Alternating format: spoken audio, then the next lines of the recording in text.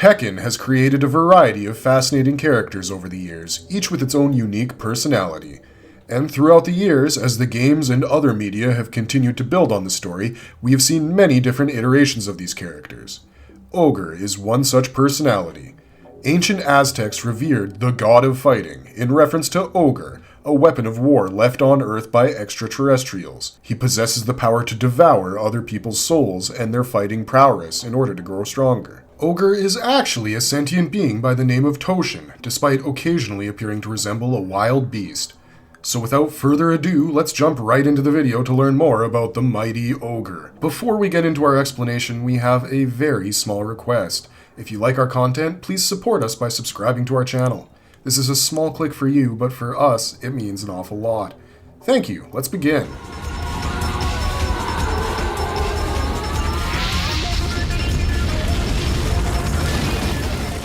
Folklore about Ogre. The term ogre has the same spelling in both English and French where it first appeared. It is likely a derivation of the Italian orgo, which is a later use of the word orco, which means devil, and it ultimately likely stems from the Latin Orcus, the Roman deity of the underworld. An ogre is a gigantic, horrifying humanoid monster that frequently appears in fairy tales and folklore. Despite frequently being portrayed as a stupid and clumsy foe, it is dangerous since it eats its human victims. The concept of the ogre has been employed to teach children proper conduct by implying that poor behavior attracted and thrilled ogres, who would then assault, abduct, or even consume the offender. However, other writers choose to portray ogres in a more positive light, claiming they are both shy and solitary. Ogres are frequently distinguished by their prominent, often disproportionate features. Depending on the culture, ogres can be several times the size of a human or only a few feet tall.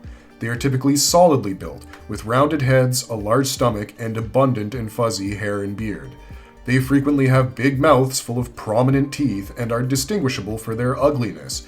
They are usually accompanied by a foul smell. The Japanese Oni is typically depicted as a hideous, enormous beast with sharp claws, wild hair, and two long horns sprouting from its head. Every once in a while, they are shown with abnormal characteristics, such as odd numbers of eyes or extra fingers and toes. Their skin is thought to be rough and gloomy earth tone in Europe, while in Asia it can occasionally be a vivid red or orange. It is possible that the roots of all three mythological monsters are identical, since the concept of the ogre frequently resembles that of giants and trolls. Some experts have hypothesized that these beasts may have been Neanderthals. Neanderthals are an extinct type of hominid that lived in Europe and parts of Western Asia. Another theory for the ogre myth is that they stand in for the remnants of the forefather cult, which predominated in Scandinavia until the 10th and 11th centuries before Christianity was introduced. In this cult, tomb mounds, altars, and sacred woods were used to revere the ancestors. They held the view that a person's spirit remained to reside on or close to the family land even after death. This was especially true of the estate's founding father, on whose remains a sizable hogger or burial mound was built. The spirit of this cherished ancestor continued to be alive in his mound, watching over the land. Respect was shown for this protector with awe, if not even dread. He objected to any form of liberties that might be exercised on or close to his final resting place. The belief that ogres ate children came from the fact that children playing close would induce violent outbursts. Ogres can be seen in tribal cultures as well. The myth of Negu Guno Gumbar, an ogre that eats children, is part of the pygmy culture. Native American tribal tales contain several ogre-like creatures, most of whom take the shape of huge man-eaters. They are frequently connected to Bigfoot folklore. In modern culture, the concept of the ogre may also be used metaphorically to represent a tyrant who oppresses and exploits others and then consumes them, or a seducer who consumes their prey. The literature for children is full of tales about ogres and abducted princesses who were saved by brave knights and occasionally peasants. The shape-shifting monster is defeated by a cat in the beloved story Puss in Boots. The titular character of the hugely famous movie Shrek and its sequels is an ogre, proving that not all ogres in contemporary popular culture are terrifying. Shrek is not shown as a stereotypically aggressive ogre. Rather, he is a loner who lives in a swamp and wishes not to be disturbed. He is not the villain. Rather, he is the protagonist who rises to the occasion and wins the princess's love. Also happens to be an ogre. Similarly, the ogre in Tekken has various similarities that it draws from mythological references of ogres from various parts of the world. The first form of the ogre is a muscular, tall man with a deep green exterior, long ginger hair, a sizable golden helmet or crown, and a variety of classic Aztec ornaments. He also allegedly sports the fabled Aztec calendar on his left arm, which is a little circular shield. He is thought to be extraordinarily strong and an ancient sentient being. He has been revered as the god of fighting by many prehistoric cultures. The extreme mutation causes the ogre's second form to be somewhat hunched over, and not more elevated than its prior form. He does not resemble a human in this form, which includes an enormous, hideous frame, gray and brown fur, a grotesque visage, horns, wings, and a sizable snake instead of his right arm. With the exception of one armlet and two leglets, all of the ornaments that Ogre wore while in his previous shape have vanished. To acquire this form, he devours the fighting might of Heihachi Mishima in Tekken 3. Ogre's third form, which is significantly larger overall and seems to be many stories high, is less drastically different from his first and second forms and is non-canonical. He appears more like a colossal reptile or dinosaur in this form, which is colored aqua and golden. He has an extended head, several additional horns sticking out of it, and 4 huge spikes sticking out of the sides of his lips.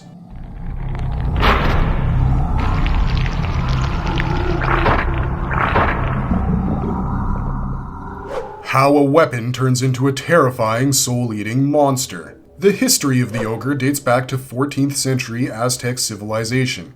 It is unknown if he was an extraterrestrial being or a weapon created by an alien race. The Aztecs worshipped him as the god of fighting long before his appearance in the Tekken timeline, owing to the powers that made him almost impossible to defeat. In spite of being an alien, the ogre did pick up the nuances of the Aztec culture, which is clearly shown in his appearance. It is also known that when he roamed the earth in the ancient days, he had come across someone who possessed the devil gene, thus explaining his familiarity with the phenomenon. But after the fall of the Aztec civilization, the ogre disappeared from the face of the planet, resting in a hidden chamber in an ancient temple in modern-day Mexico. After the second King of Iron Fist tournament, Heihachi defeated Devil Kazuya and reinforced his dominance over Mishima Zaibatsu. After that, Heihachi created his own private militia, the Tekken Force. This Tekken Force freed the ogre from his resting place while on mission in the same ancient temple where the ogre was sealed in a chamber. When released, the ogre killed all of the Tekken Force members. When Heihachi arrived at the location, he found all his men dead and could only catch a glimpse of the ogre before he disappeared right before his eyes. After this, the ogre realized that he was in a different time where people didn't know who he was. So he set out to kill and absorb the powers of modern-day masters in order to become supremely powerful so he could live up to his reputation as the god of fighting. While on his quest for power, the ogre stumbled upon the island of Yakushima. In Yakushima, he sensed the presence of Jun Kazuma, an incredibly powerful warrior, both physically and spiritually. Then he attacked Jun, destroying her house and injuring her son Jin. The exact outcome of this fight is unknown since Jin wakes up to find both his mother and the ogre missing, and his house set on fire from the resulting combat. But, before he left, the ogre realized that Jin possessed the devil gene within him and branded him with the mark of the devil. It is then that Jin seeks the help of Heihachi to avenge his mother's death. Heihachi trains Jin for 4 years to make him a worthy warrior to stand up against the ogre. Heihachi also arranged for the tournament's 3rd edition to lure the ogre. It is at this tournament where we get to know that Heihachi had his own plans, and that he wanted to capture the ogre, not to help Jin avenge his mother, but to find the secret behind his powers and infuse it with his own DNA to become more powerful and remain youthful. Heihachi had already found the pendant that belonged to the Chang family, apparently used to control the ogre. At the end of the tournament, the ogre appeared and fought with Paul Phoenix, where it was defeated by Paul. But Paul didn't realize that the ogre had morphed into its second form right after being defeated by him. It is then that Jin fights the ogre and defeats him. Heihachi betrayed him shortly after he triumphed by shooting him in the back of the skull. However, Jin is reawakened by the devil within him and defeats the soldiers, shattering Heihachi through the temple wall as he does so.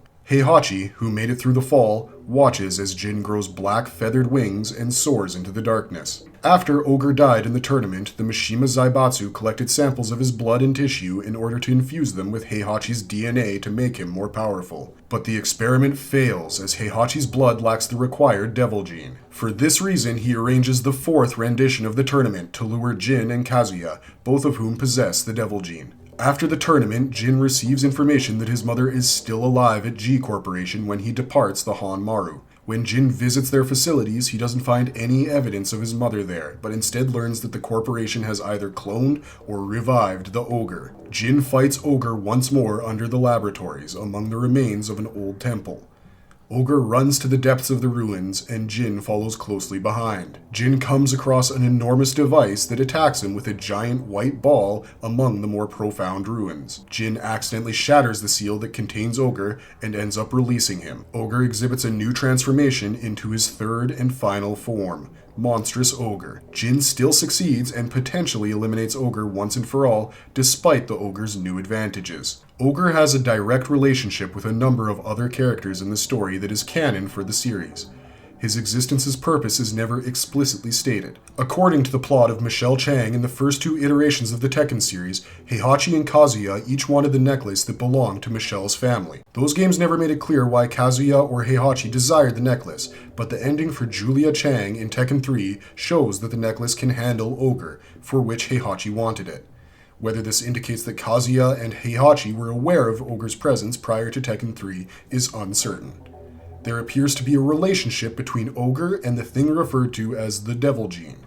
Heihachi in Tekken 4 needs the DNA of both the Ogre and the Devil to produce the ultimate living form. Jin's Devil Gene may be activated in Devil just by the presence of an Ogre. The temple on Azazel's level of Tekken 6 makes Julia think of an Ogre. Thus, when Azazel first arrives, she mistakenly believes it to be another Ogre. She describes Ogre as a legendary living biological weapon in Street Fighter X Tekken. The Ogre has claimed the lives of many legendary combatants in his quest for power.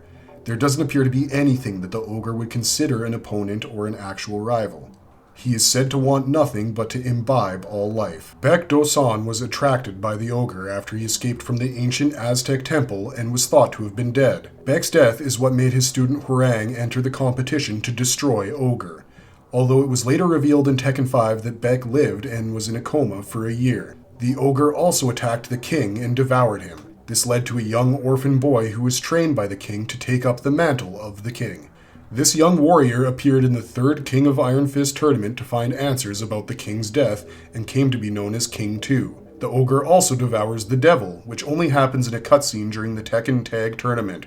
However, it is not established what kind of affinity the Devil and Ogre may have. Although not canon, Akuma is Ogre's opponent in Street Fighter X Tekken. Ogre was vanquished by Paul Phoenix, but he left before Ogre could transform into his real form. In addition to these characters, Ogre has a number of Tekken 2 characters' moves, many of which were removed for Tekken 3. The question of how Ogre would have taken techniques from Kuma and Kazuya, who were dead by the time he appeared, remains unanswered. Ogre could have learned his Mishima techniques from the Tekken Force fighters he had murdered. However, Kuma's assaults were more indicative of Ogre's more instinctive tendencies, which are more apparent in true Ogre.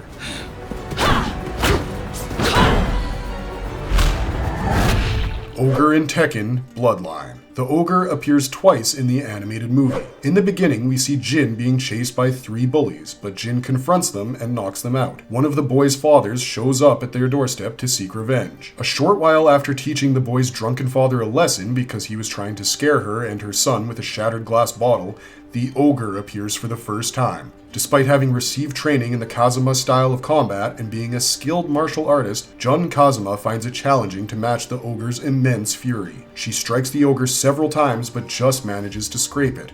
In the meantime, one kick from the Ogre sends her spinning. The Ogre then clutches her neck and is ready to suffocate her to death when Jin stands up to save his mother. He strikes the demon with all of his might, yet he does not succeed in doing any harm. Jun is freed from the choke by the Ogre, who then delivers a powerful kick that sends the injured youngster flying over the landscape. With a barrage of strikes, Jun tries to divert the Ogre, infuriating the monster even more. The Ogre has had enough of Jun, and punches her through the walls of her house, causing the building to catch fire as a result of the damage. Jun, who is severely hurt, makes a last-ditch effort to fight the irate creature in an attempt to spare her kid from impending death. This time, her only goal is to keep the beast away from her son. She strikes and grapples the ogre until she ultimately locks it in an armbar next to her blazing house, sacrificing herself in the process so that the beast would perish from the explosion of the gas cylinders within the building. The home ultimately blows up, but because of the ogre's supernatural abilities, it is able to flee by teleporting itself. When Jin wakes up, he finds his house burning and his mother and the ogre nowhere to be seen. In the second occurrence, Jin beats King to win the third iteration of the King of Iron Fist tournament. Heihachi is dissatisfied because Jin ignores what he taught him and falls back on the morals his mother instilled in him. He informs him that Jin must defeat Heihachi himself in order to win. Jin queries Heihachi about whether he was the one who released the ogre before the combat began, to which Mishima responds that it doesn't matter. Jin kicks Heihachi when they are fighting, which causes the pendant to fall out of his dogi. This ends the battle early since the ogre is summoned and looks to be coming down from a green gateway. Jin tries to reminisce about the events that took place between the ogre and his mother, and how they ultimately resulted in her death as the ogre passes through the portal and descends down on the arena. An outraged Jin rushes towards the ogre and begins fighting it in every manner he knows, but to no avail. The ogre blocks every single strike and punches Jin through the arena walls. Hwoarang, Xiaoyu, and Phoenix race to aid Jin in the meantime, but are stopped by Heihachi, who insists that he must face the ogre alone. While remembering all he learned from Heihachi during his training, Jin continues to withstand the ogre's devastating attacks. Jin is slammed to the floor of the arena when the monster grabs hold of his feet. He gets back up and reflects on all the lessons and techniques he had learned from Heihachi. In the same manner that Heihachi had taught him, Jin feeds his wrath. The ogre is vanquished by Jin and falls to the ground motionless after an onslaught of terrible blows. The ogre is vanquished by Jin and then vanishes via the green portal. However, the ogre ultimately resurfaces in a different form with horns, wings, and a serpent in lieu of its right hand. Jin is eventually caught up in the creature's serpentine right hand after it unsuccessfully attempts to trample him. At this point, Hwoarang attacks the creature to free Jin from its hold. Jin is saved by Hwoarang's assaults, although he is still unconscious when he hits the ground. While Jin is in a comatose state, Paul Phoenix, Xiaoyu, and the others enter the battle to aid Hwoarang in containing the monster. Despite their greatest efforts, they do not stand a chance against the ogre.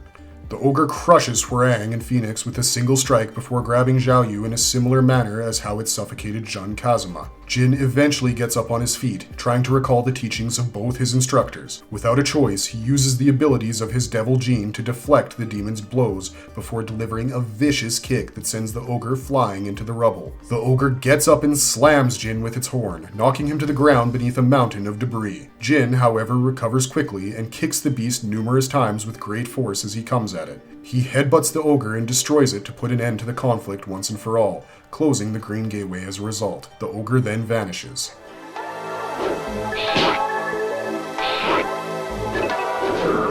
What makes Ogre so deadly? Ogre's fighting style, which is relatively unknown, combines a number of techniques used by earlier series characters. This suggests that Ogre may be familiar with all forms of martial arts, and that he can also copy the strategies of those he defeats. Ogre's fighting style in Tekken 3 is a mashup of apparently random moves from a variety of other Tekken characters that aren't in the game, including Anna Williams, Armor King, Bruce Irvin, Wang Jinrei, Li Chaolan, Kunimitsu, Jun Kazuma, and Baek Du-san. Additionally, he possesses two special attacks, Serpent's Venom and Ancient Power. The last one provides defense against a variety of assaults, including knees, elbows, throws, running, and jumping assaults. Because it's not an actual reversal, it cannot be chickened out of. Ancient Ogre adds a number of new moves to his repertoire in Tekken Tag Tournament 2, some of which are adapted from other characters, most notably Paul Phoenix, Julia Chang, Devil Jin, and Jinpachi Mishima, while others are unique to him, such as an actual telekinetic attack animation in place of the bear bite from the first Tekken game. He lacks combo strings and stances and is still a relatively simple character, but his immense strength and long limbs make him a fantastic punisher. Ogre appears to have telekinesis in all of his forms. He swings around his opponent without physically touching them in almost all of his throws in Tekken 3 and Tekken Tag Tournament. Although this is probably because the throws come from the bigger Kuma. The question of how Ogre would have taken techniques from Kazuya and Kuma, who was canonically dead when he appeared, remains unanswered. Ogre could have learned his Mishima-style fighting karate techniques from the Tekken Force fighters he had murdered. However, Kuma's assaults were more indicative of Ogre's more instinctive tendencies, which are more apparent in true Ogre. Even without the wings of his second form, he has the ability to fly. The only game he has ever used this skill in during a battle is Street Fighter X Tekken. Ogre may also use pyrokinesis in Street Fighter X Tekken and infuse his strikes with flames.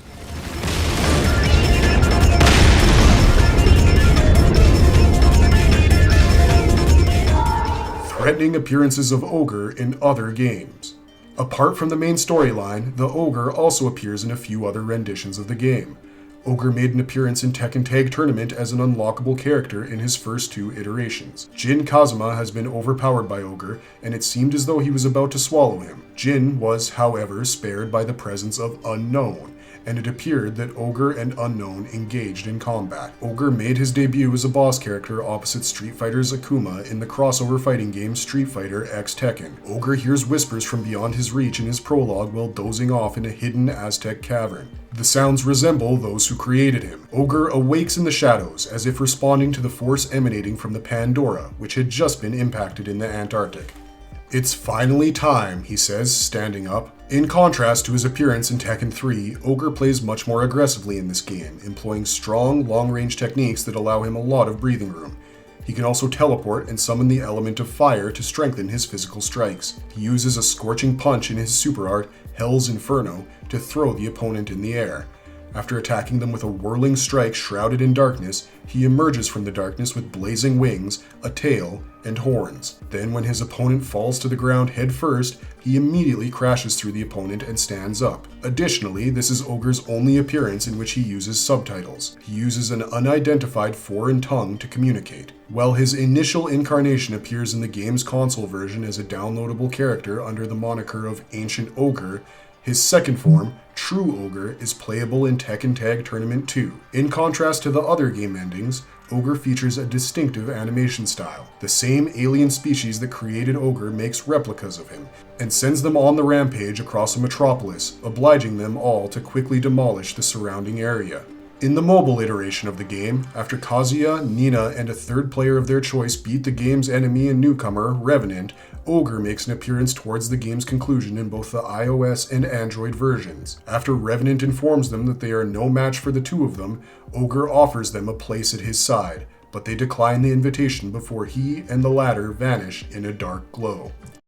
Marvelous verdict. Despite being an antagonist, the Ogre has managed to create a cult following of its own. The enigma of the character, along with its unique powers, make it a character that fans of the game have come to appreciate. Over the subsequent years, it had become a playable character, unlike when it was first introduced in Tekken 3. The Ogre allows the player to incorporate the fighting styles of many different characters, which it imbibes after defeating them, adding to the game's already exciting gameplay and making it more memorable for gamers. And if you liked our content, don't forget to leave a like and subscribe to us if you haven't already.